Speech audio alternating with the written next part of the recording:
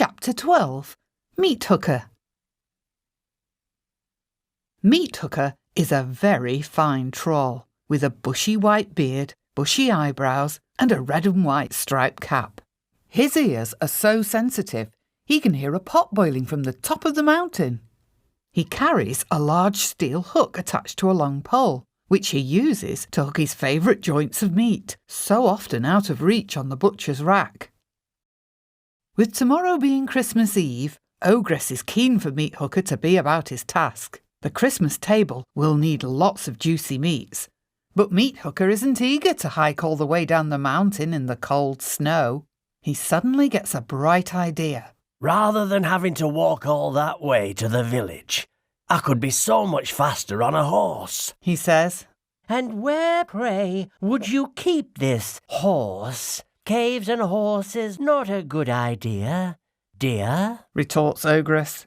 Meat Hooker thinks for a moment, then remembers the old bicycle they keep at the back of the cave. Perfect! Truly a horse on wheels, he shouts as he pedals out of the cave and down the mountain.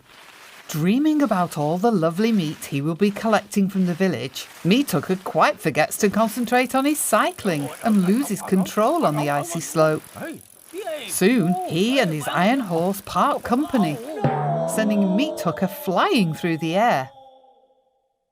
An Icelandic pony quietly grazes on some wild mountain flowers, unaware that it is about to be paid an unwelcome visit by a Yuletide Lad.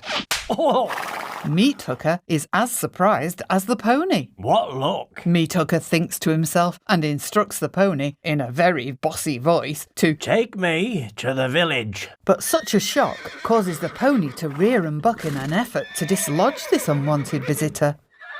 Meat Hooker soon realises that trying to ride a horse backwards is even harder than trying to ride a bicycle forwards. And with one last buck, Meat Hooker is once again flying through the air, landing with a bump in the middle of the village.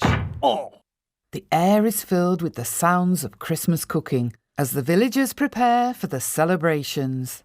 He's excited by the thought of finding some delicious meat roasting or cooking in a pot.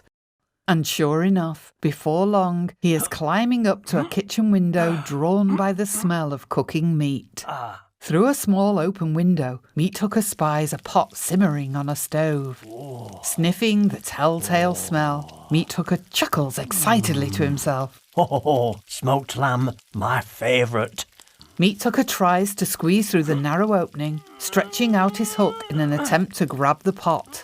It's just out of reach, as is some other tasty meat resting on the table.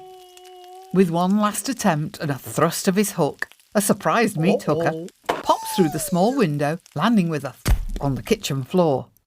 Without a moment to lose, Meat Hooker grabs the joints of meat and makes off through the village with his sack of magic potatoes for the children, before setting off to meet his brothers. He can't wait to show them his booty of delicious meats, but is surprised by their disinterest when he shows them the goodies he's brought. We're sure you've brought some fine pickings, dear brother, but we're beside ourselves with concern for our dear Stumpy. We've not seen hide nor hair of him. We fear he may be lost forever. Meat Hooker and his brothers sit dejected by the campfire. A melancholy moon slips silently behind a distant hill.